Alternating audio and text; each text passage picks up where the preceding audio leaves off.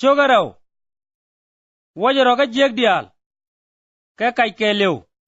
kana met ke lew ka tiel kana gwer chit ka gat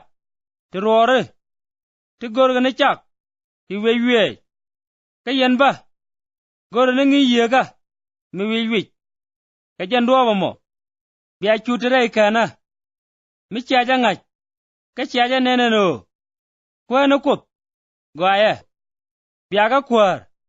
jan pamtega min loga anat ka duno chaja mek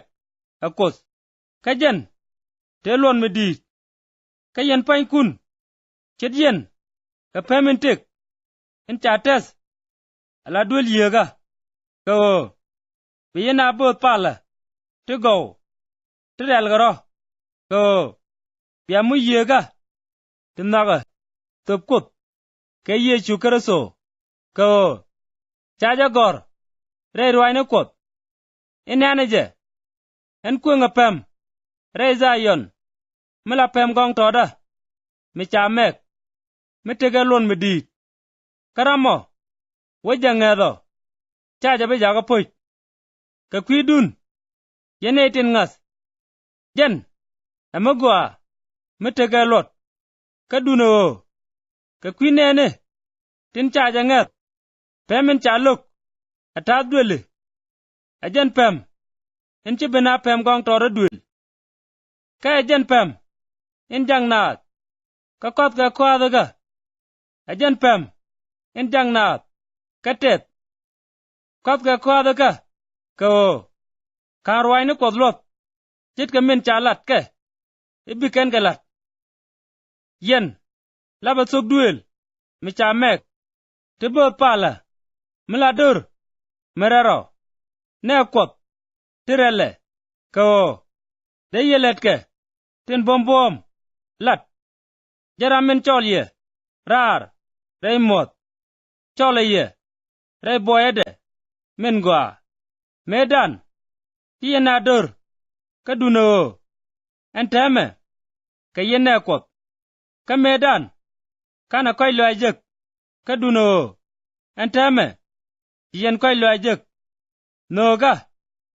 alanga yentin chit karol kana jal tiji jerolien enwo chiloy kun bidit kenyen jeng no poany tin tara kor ka teydun chienga agwa re juri ka medega yelat jor ilaba ji nyone biga let kun tin gawnen ka biga kudlyak ka chang in bawo bengul ka kwikwar ni yechu nagarwai ni nene dial terwai ka ye nagarwich kwarendi ni jen ka ti dial kierwe tin cha jago ba ji duere bendwai ka ba nei tilat ka chung benlyak ko gor kudjeno barwai duare ti kwe ka ngak jaga bit ka leni chungnu chienga ala nei ti lor ka chwara larun jaga leti jak ka duno chienga tit ka kwany kot loda nei dial nagada more ti la jingada dole ka kut loda kwar indi kwany lwaro kwar kun ka lunmi dile long achimo akwatin gow tin koy loikien karo ameno kwar ti rwach ajek enamo ba chuonga ji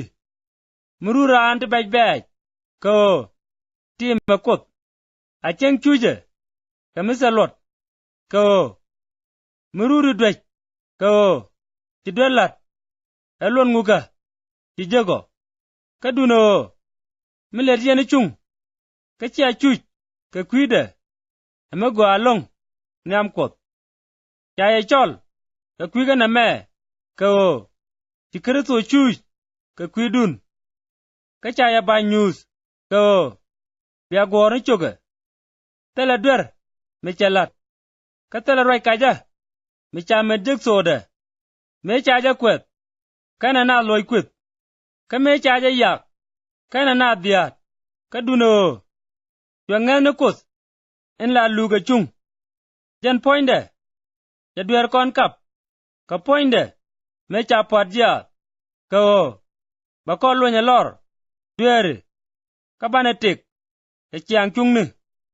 ka chai ja ga go ka bot ke ka o medan ti yen ba dup chet ka rom ka duno en teme ya luny ni ka yendet ka gang ti ni kun